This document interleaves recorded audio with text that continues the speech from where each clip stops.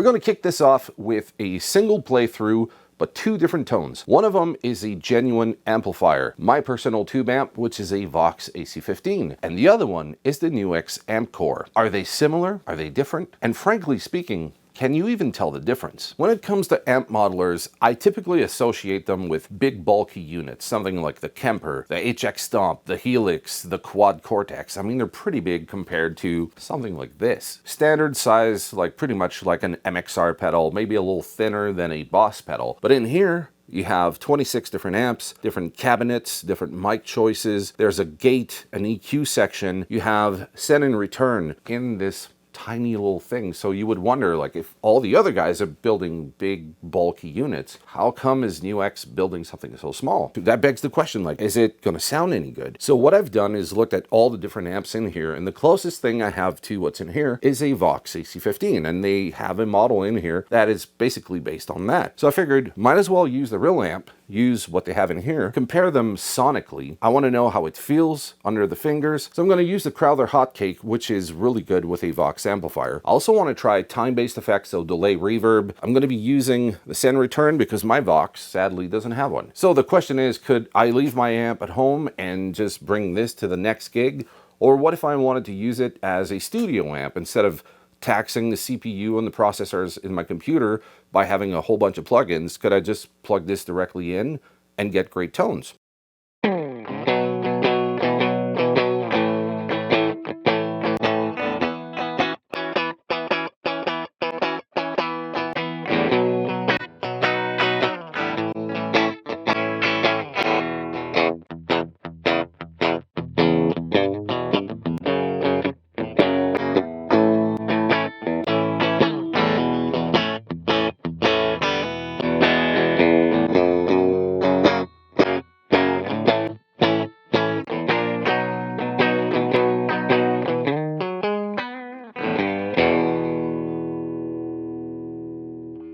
For this first segment, we're going to be listening to clean tones. I'm going to use a Fender American Pro 2 Strat. It's bone stock, and I'm going to be using the Vox AC15 with an impulse response. And I'm going to use the same impulse response for the Amp Core 2.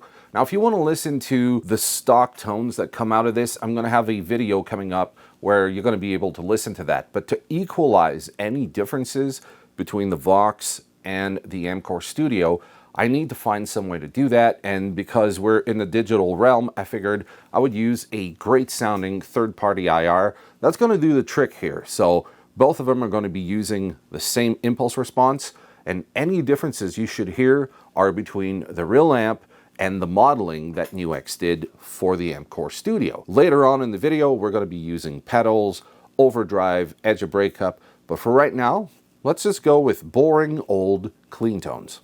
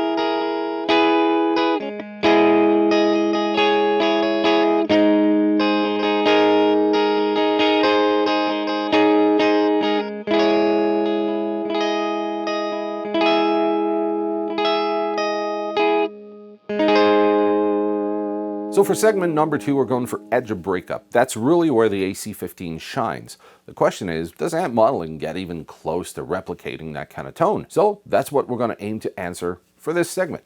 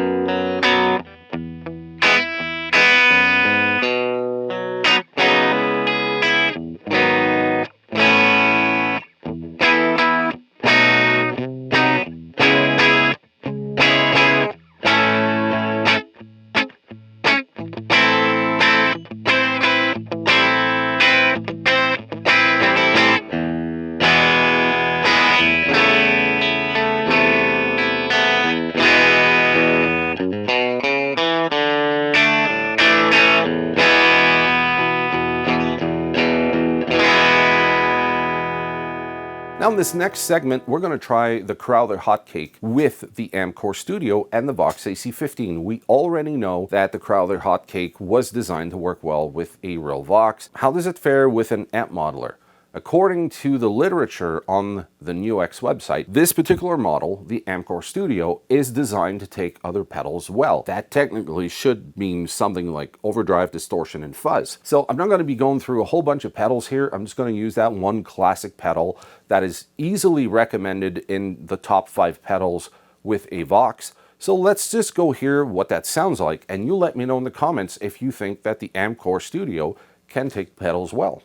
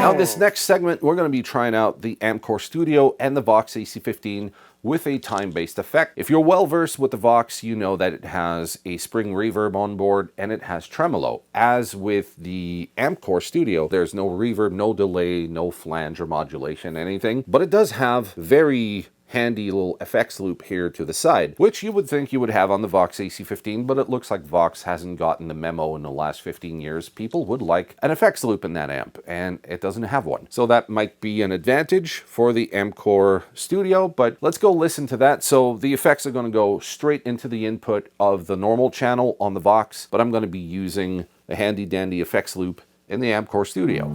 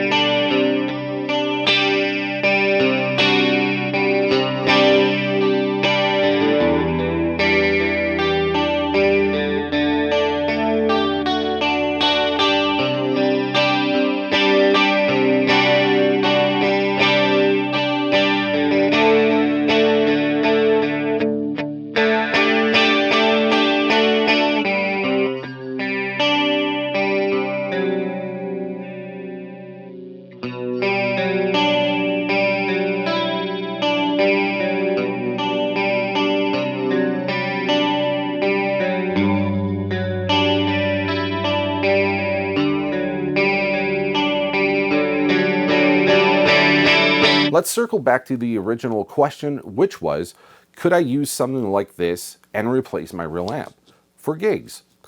It wasn't clickbait on my part, it's a genuine question. I've been really fortunate to have a lot of great analog tube amps, but I haven't delved too much into the whole digital world. There was a time where I was broke and I couldn't afford a real amp, so I was using the little red kidney bean thing from Line 6, the Pod 2.0. I was using that, and I used that for a long time. I was writing demos and it worked fine, but it wasn't a great sounding unit. Advance to 2025 and you have something like this, and there's a lot of amps, a lot of microphones. You can upload your own third-party IRs. You have a gate. There's the EQ section. So that means for gigging, if you get to somewhere where that one tone that worked in most places doesn't work, you could just EQ everything, or you can change the microphone for the venue that you're in. If you have like a lot of noise, you can use the built-in noise gate, and that's all in the footprint of one pedal. Of course you can gig with this. The one downside to using something like this is that if you happen to play at a really small gig that doesn't have a sound system, that could be an issue. But if you're playing like bigger stages, if you have a fly rig, or you're just recording demos with your buddy and you just need a silent recording situation, this is great. There's also, haven't spoken about it, but there's also a headphone out right over here. So if you need something to practice, but you need great tone, I mean, it just makes sense. It's something so small and convenient. You have just about every feature you could think of. Sure, it doesn't have effects, but that's what the effects send return is for. So you can use your favorite delay or reverb or modulations and use this. It takes pedals fairly well too. It sounds great with the Crowther Hot Cake. I haven't tried it with a whole lot of pedals, but I will be doing that in a future video. So if you're interested in seeing that video, I invite you to click on screen right over here. I'm going to have a shootout between this and the Solid Studio Mark II, and I'm going to be comparing both of these pedals, see which one is best for your needs. So if you're interested in that, click on this video, and I'm going to see you in the next one. Cheers.